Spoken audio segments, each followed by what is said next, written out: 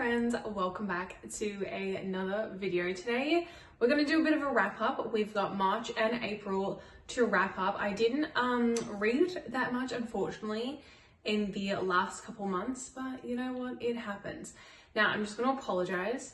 It is awful weather today. It is windy, it is rainy, we have not got good light, so I'm just going to deal with it, I suppose. So I read 4 books in March and 3 books in April, which again is not that much, but I feel like I have a lot to say about some of these books. So let's start off with our first book, which is, I was gifted this one and it's called Soul Searching by Lila Sage. If you do not know Lila Sage, she writes a lot of cowboy romance books, and I loved like the Done and Dusted series. I thought it was so fun. I loved all of those books. This book did not live up to it. I was hoping that it would, because a lot of the cowboy romances out there that I have not enjoyed, like the Elsie Silver ones, I haven't been able to get around. But the Lila Sage one, the Done and Dusted series, I honestly really enjoyed. So I was hoping that this would kind of suit that. It did not. I also didn't do my research. I didn't really know what it was about. But yeah, it's about ghosts. So if you're interested in ghosts, maybe you might like this, but I didn't enjoy it. I thought that it was a bit silly. I understand that she has this connection to ghosts, and I understand why that's important to her, but I just thought it was kind of weird. And then to also mix that in with this cowboy romance was this guy hasn't seen for a really long time. So she's lost her job and she's out of money, so she kind of moves back to her hometown to kind of reset a few things. Also, he looks kind of weird to me. I don't know, not my type. She's cool, I like her, but yeah, just a bit odd. And there's a lot that's going on, and she kind of stays with, I'm just gonna call him Brad. She kind of stays with Brad while things are happening. There's also a car accident at the start, so she also doesn't have a car. She needs a place to live, and there's all this other stuff. And then she just talks to ghosts. And yeah, I just thought that was really strange. I did not enjoy this book, so that was like a 1-star read for me. The next 2 books are part of the Throne of Glass series, so I won't give too much information away, because those of you that haven't read that series, that obviously need to go read the series. I don't really want to spoil it for any of you, but let's just talk a little bit about the last 2 books in the series, which is so sad. I can't believe I have finished it now. I'm kind of like, what do I do now? What Sarah J Maas universe do I dive into next? But I think I am actually, just a side note, if you're curious, I am just going to go back into the ACOTAR series. I haven't read the whole thing, and I know that she's releasing a couple of books at the end of the year, so I would love to reread them all, so I'm like prepped and ready for the last few books that she's releasing. That would be great. But yeah, I can remember everything that happened in the 1st and 2nd book, but the rest of them, like the 3rd and 4th one, which I have read, I just don't remember anything. So I kind of want to go back and reread all of them. The Throne of Glass series I will reread. I think in a couple of years time I'll probably reread them all. I think I had too many like long gaps in between each book. So although like I knew the storyline, I knew what was happening, there was like chunks that I forgot. So I would like to go reread them maybe in a couple of years time, go back, reread them, and hopefully fall in love with that whole series again. But the Throne of Glass series, Tower of Dawn and Kingdom of Ash, which are the last 2 books in the series. Now, Empire of Storms and Tower of Dawn, you can read in tandem, and a lot of people do. I chose to not do this because I knew that would just make my reading so much longer than I really wanted it to be. So I didn't do that. I did really enjoy Empire of Storms. Didn't mind that. Love the gang, to be honest with you. It was a great book. I think the whole series, Queen of Shadows is my favorite. And then I'd probably say Empire of Storms is my probably 2nd, and then probably Throne of Glass, which is the 1st one, and then also Assassin's Blade, and then there's so many books in there. Yeah, so you can read those 2 books in tandem. I chose not to. However, I really hated Tower of Dawn. It was so boring to me. Tower of Dawn follows Nesrine and Mikhail. I'm not sure if I say that right. make up those names, I don't care. He's been Cole to me the whole time, not Kale. So anyway, it follows those two characters, and I don't really care. Nesrian's story I found a lot better than Kale's, but Kale's was just really boring to me. I didn't mind the healing process in all of that. I'm not a fan of his lover, to be honest. I don't know. I just don't really like her that much. I don't have a reason not to like her. She's nice. She's very nice, but I don't know. It wasn't who I saw Kale with, I suppose, but that's all right. So we have a few love stories wrapped in that book, which was great. And of course, I loved Nesrian's story. Give me Lorcan and Ality every day, all day, please. Like, that's the only two characters I like care a lot about because I love them so much and their relationship is freaking adorable. Anyway, so I did not enjoy Tower of Dawn at all. I'm tossing up between a 1-star and a 2-star, honestly, for Tower of Dawn, because I didn't really care that much, but there is a lot of points that were really cool and I did really enjoy. So yeah, again, I'm not going to spoil it for anyone, so I'm not going to go into detail about what actually happened in that book, but yeah, I'm going to rate it like a 2-star, I think. Right, and then I read Kingdom of Ash, the final book in the Throne of Glass series, which was a very bittersweet moment for me, finishing a series. Every series that you finish is always kind of bittersweet, but it's always cool because you're kind of like, oh, I can just reread this series and live it all over again, which is also very, very fun. I enjoyed this read. I thought it was great. I thought it was a really good ending. However, I think it's also quite predictable what happens in the end. Just saying. Now, there was a lot of obviously heartbreaking moments in the last book. A lot of moments where you're kind of freaking out a little bit because you're like, oh my gosh, is like everyone gonna die? I don't know. Anyway, this book is big. It's over 1,000 pages. It was quite hard to get through. I will say this book led me from March into April, like mid-April. It took me that long to read. I will say I absolutely loved the first half of the book. The first half of the book, everyone is kind of scattered all over the map and they're all trying to make their way back to each other.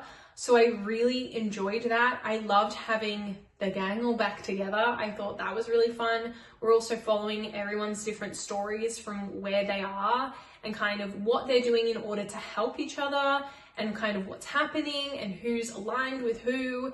And yeah, it's a whole thing, but I really enjoyed the first half of that book. The second half of the book was really difficult for me to get through. Obviously, we are at the climax now of the book, being in the middle of the book.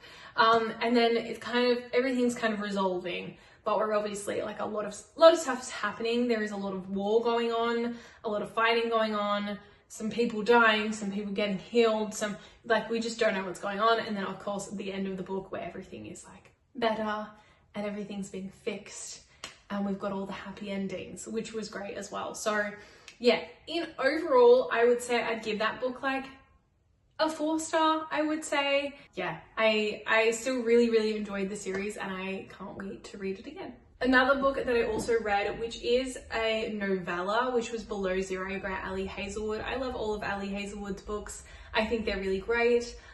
This was just a quick little fill-in read for me, I guess, which was good. It was an okay book. Of course, it's a novella, so it's like less big.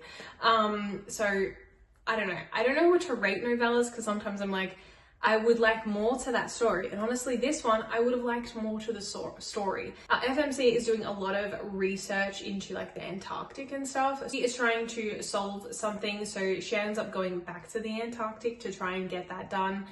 They obviously need like funding and that kind of things to run their program. But yeah, I would love to have had more of that story. If that was like an actual novel, that would be great, but because it was a novella and it was like so tiny and short, it just didn't give much. But I would have loved to have more of that story and more of those characters.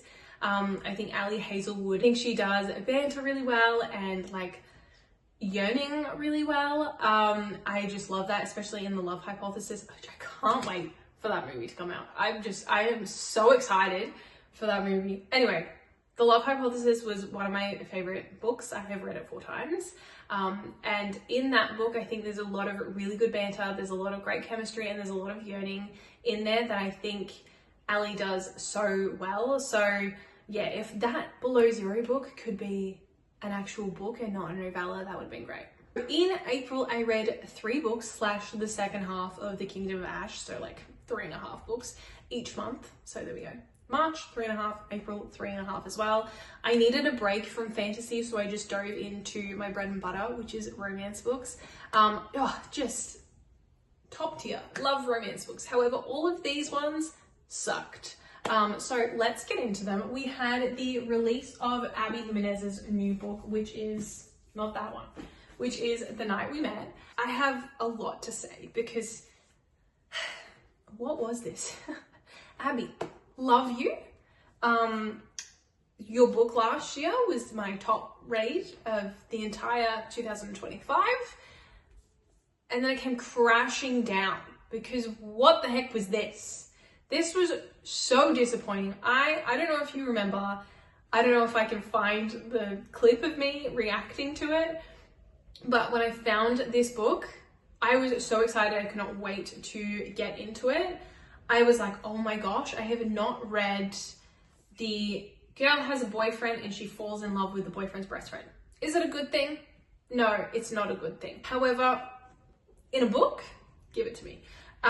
This was just disappointing. Okay, so this book follows Larissa. She is our female main character. Now, she is dating Mike, who is a guy that she drove home with after a concert. She decided to go with him and not his friend, which is Chris. And we follow Chris and Larissa. Those are our 2 main characters. However, Larissa is dating Mike. So let's just keep that in mind. Now, Mike just keeps flaking on everything. So it starts off with Larissa needs to take her mum to the hospital for some sort of surgery. And Mike doesn't show up.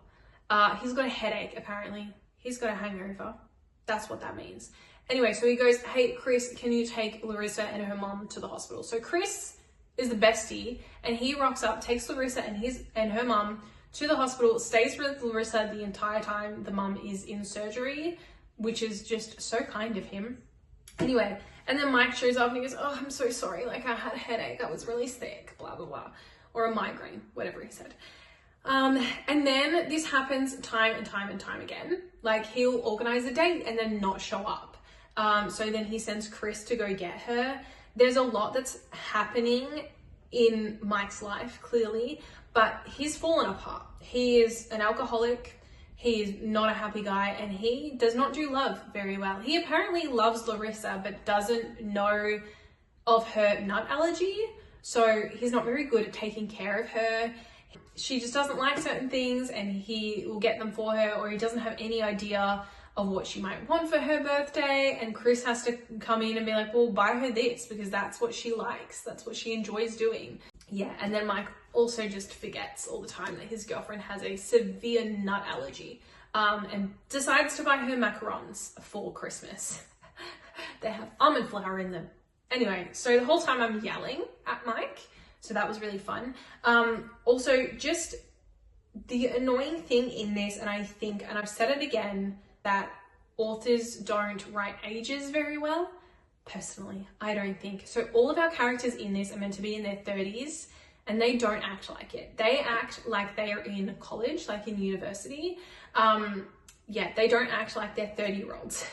Mike is falling apart. I understand Larissa and I understand why she's living at home, obviously financial difficulty, but Mike just decides to quit his jobs all the time and is also a raging alcoholic. So he has some problems with that and can't admit to anything and isn't very good at taking care of his girlfriend. And then we have Chris, that's obviously the grown adult here. There are cases in this where I'm kind of like, well, if you communicated it might have been a little bit better. But yeah, or like things that Chris did that I'm like, you didn't really have to do that. Like in one scene, it is snowing and she has to get up early for work, and she has to get up earlier, like 2 hours earlier, just to shovel her car out of the snow, which I'm like, I understand if you live in those places, it would be so frustrating. But Chris travels like over an hour to come do that before she wakes up for her, which is lovely. but it's kind of like I would never expect even my boyfriend to do that. So anyway, whatever. I just didn't enjoy this book. It really annoyed me that they were so immature and they acted like they were in college and not in their 30s. I also think that there was not much here to grip me into the story.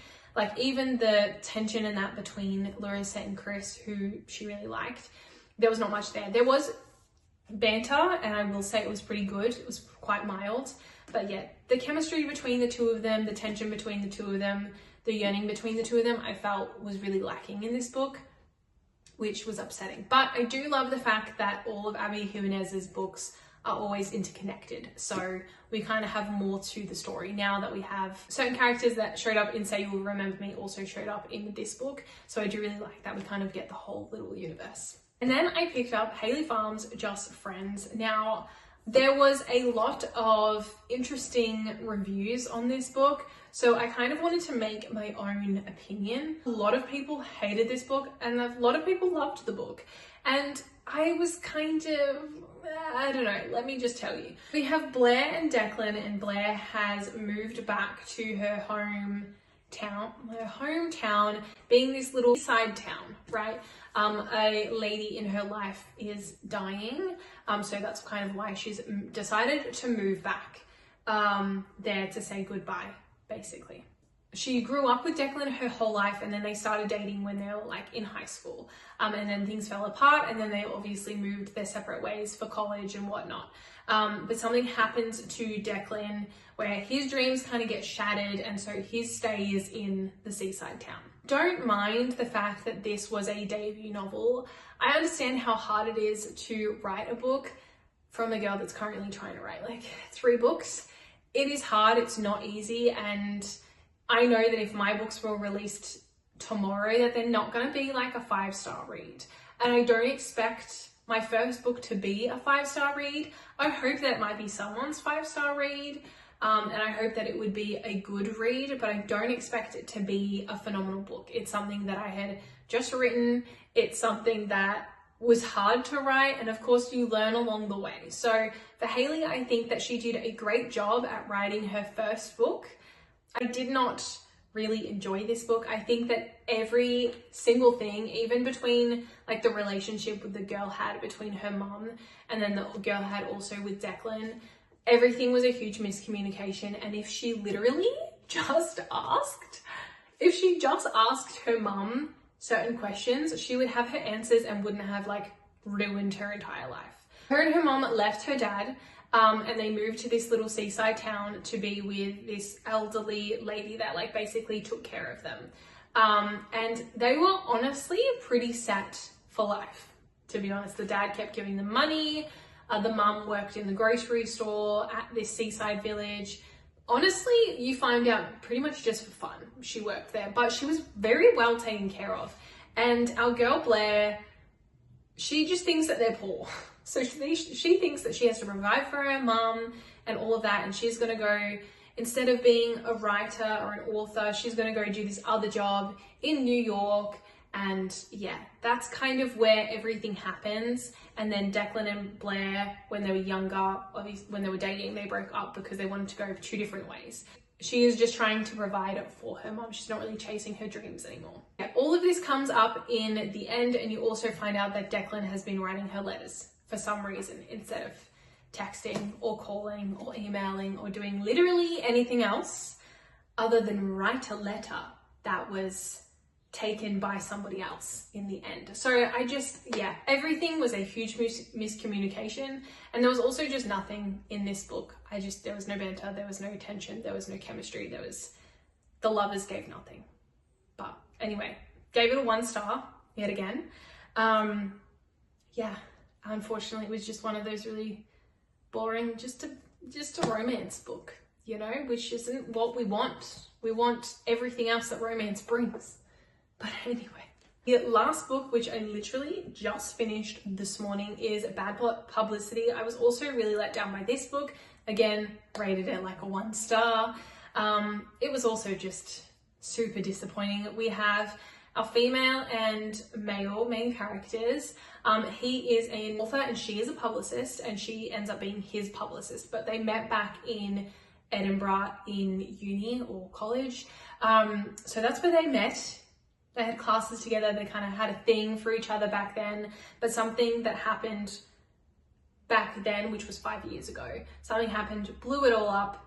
She now hates him, which is completely fair enough.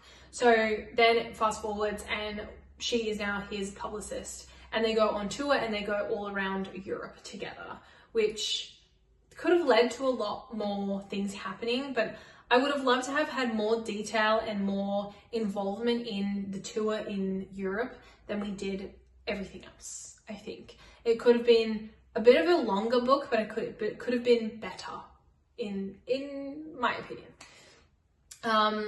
Yeah, and so they kind of go through she's just like, I'm sorry, but she's being a bitch the whole time on this tour. Like, she's just making everything so difficult, and I'm kind of like, you're here to do a job. I understand that you don't like this person and you don't like him for a reason, but you're literally not doing your job right now. And I think she kind of wakes up and realizes that too, that she's like, oh, I'm actually not doing my job.